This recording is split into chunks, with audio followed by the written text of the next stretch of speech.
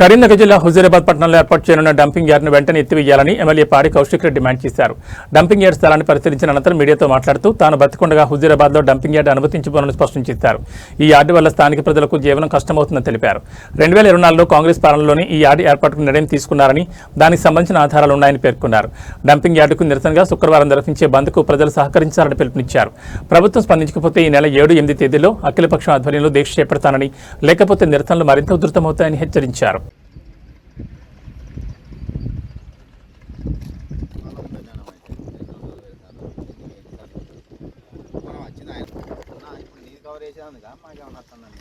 Dumping యార్డ్ని వెంటనే రద్దు చేయాలి.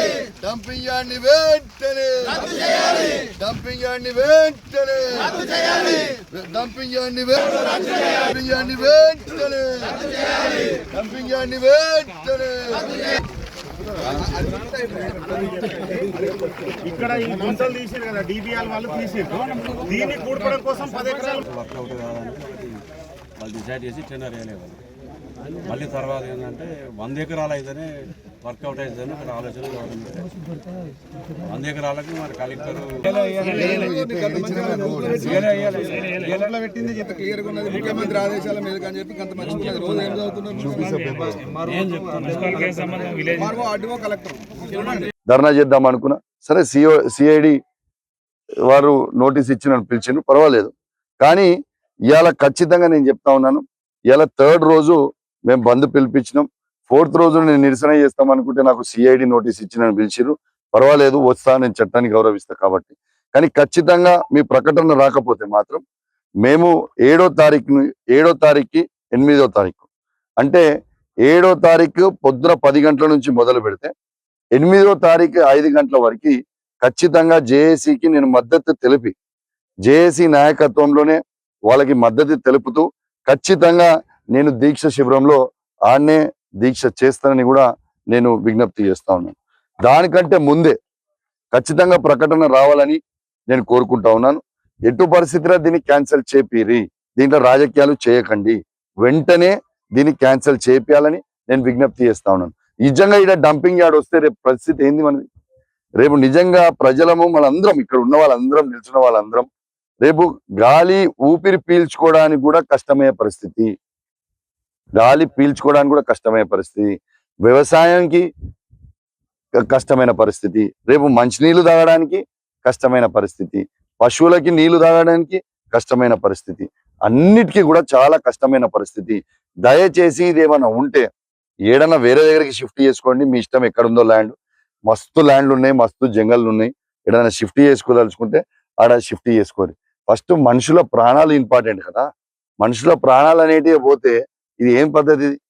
ఇలా జవహర్ నగర్ లో మొన్న పెట్టినందుకే మా మల్లారెడ్డి గారు లబోదిబో బతుకుంటా ఉన్నారు.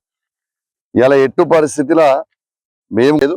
ఏది ఏమైనా సరే నేను మీకు ప్రకటన చేసిన రేపు ఖచ్చితంగా బంద్ పిలుపుకి దయచేసి అందరు కూడా, అన్ని పార్టీలు, జేఏసీ వాళ్ళని కూడా నేను విజ్ఞప్తి చేస్తా ఉన్నాను. జేఏసీ వాళ్ళు కావచ్చు, బీజేపీ వాళ్ళు కావచ్చు, కాంగ్రెస్ వాళ్ళు కావచ్చు, ఏ పార్టీ, సిపిఐ కావచ్చు, సిపిఎం కావచ్చు, ఇంక ఏ పార్టీలు ఉన్నా కూడా పార్టీలకి అతీతంగా దయచేసి రేపు బంద్ ని సక్సెస్ చేయాలి. దీంట్లో రాజకీయాలు అవసరం లేదు. నేను ఈ సక్సెస్ చేస్తే ప్రభుత్వానికి మనం అందరం ఎంత సీరియస్ ఉన్నాము అనేది మెసేజ్ కూడా ప్రభుత్వానికి పోతుందని కూడా నేను విజ్ఞప్తి చేస్తా ఉన్నాను. నేను పోలీస్ మిత్రులకు కూడా నేను విజ్ఞప్తి చేస్తా ఉన్నాను, దయచేసి మీరు కూడా సహకరించాలి. మేము శాంతియుతంగానే రేపు బంద్ చేస్తాము. ఏమి వైలెన్స్ చేసేది లేదు, ఏమి చేసేది లేదు. శాంతియుతంగానే బంద్ పిలుపునిచ్చినాం, శాంతియుతంగానే బంద్ చేస్తాం. దయచేసి మీ అందరి సహాయ సహకారాలు ఖచ్చితంగా ఉండాలని నేను విజ్ఞప్తి చేస్తా ఉన్నాను. దీంతో పాటు ఎందుకంటే మీరు కూడా కరీంనగర్ జిల్లా వాసులు, పోలీసులు చాలా మంది ఉన్నవాళ్ళు, రేపు మీకు కూడా ఇబ్బందే కదా. ఇక్కడ డ్యూటీ చేసిన ప్రతి పోలీస్ ఆఫీసర్ కి కూడా ఈ గాలి పీల్చుకోవడం వల్ల మీకు కూడా ఇబ్బంది అవుతుంది. కాబట్టి మీరు తప్పకుండా సహకరించాలని విజ్ఞప్తి చేస్తాను. నిన్ననే పోలీస్ మిత్రులతో మాట్లాడి కూడా వాళ్ళకు నేను చెప్పడం జరిగింది. అందరి షాప్ ఓనర్స్, అధ్యక్షులు, అన్ని రకాల షాప్స్ ఉన్నాయి, వాళ్ళ అధ్యక్షులు అందరితో కూడా నిన్న మాట్లాడి వాళ్ళని కూడా రిక్వెస్ట్ చేయడం జరిగింది అనేది గౌరవ ఇన్ఛార్జ్ మినిస్టర్ అయిన తుమ్మల నాగేశ్వరరావు గారికి, గౌరవ జిల్లా మంత్రులైన శ్రీధర్ బాబు గారికి, పొన్నం ప్రభాకర్ గారికి మరియు లక్ష్మణ్ గారికి, వారికి కూడా నేను లెటర్ ఇవ్వడం జరిగింది. ఆ లెటర్ కాపీస్ కూడా మీకు రిలీజ్ చేస్తాను. దయచేసి వీళ్ళందరూ కూడా సానుకూలంగా సానుకూలంగా స్పందిస్తారని కోరుకుంటూ మా హుజరాబాద్ నియోజకవర్గ ప్రజల పక్షాన వీళ్ళకి కోరుకుంటూ సెలవు తీసుకుంటా ఉన్నాను. జై తెలంగాణ, జై KCR. Thank you very much. Electronic media, print media మిత్రులందరికీ కూడా నా నమస్కారాలు తెలియజేస్తా ఉన్నాను. ఇలా హుజరాబాద్ లో ఇలా డంపింగ్ యార్డ్ అనేది తీసుకొని వచ్చి కరీంనగర్ జిల్లాలో ఉన్న చెత్త మొత్తం హుజరాబాద్ లా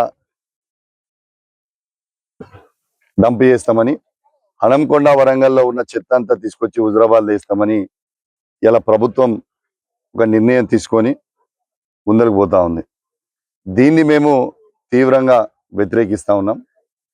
ఒకటి మీరు గుర్తుపెట్టుకోవాలా, ఇది ప్రజల జీవిత సమస్య.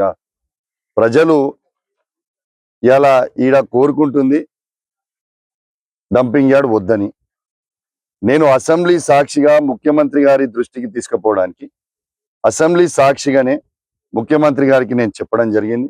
దయచేసి మీరు మా డంపింగ్ యార్డ్ ని హుజరాబాద్ లో పెట్టొద్దు, మా హుజరాబాద్ ప్రజల్ని ఇబ్బంది పెట్టొద్దు, దయచేసి మీకు దండం పెట్టి చెప్తా ఉన్నాను, ఈడ మీరు పెట్టొద్దని నేను వారిని డిమాండ్ చేసిన. అయితే ఒక్కటి నేను రిక్వెస్ట్ చేసిన ఏంటంటే, గౌరవ ముఖ్యమంత్రి గారు, మీకు నా మీద కోపం ఉంటే నా మీద నన్ను ఉరిదీయదు, ఏం పర్వాలేదు, లేదు జైలు పంపుతారంటే పెట్టు, కానీ మా హుజరాబాద్ ప్రజల్ని ఎందుకు ఇబ్బంది పెడుతున్నారని మేము అడుగుతా ఉన్నాం.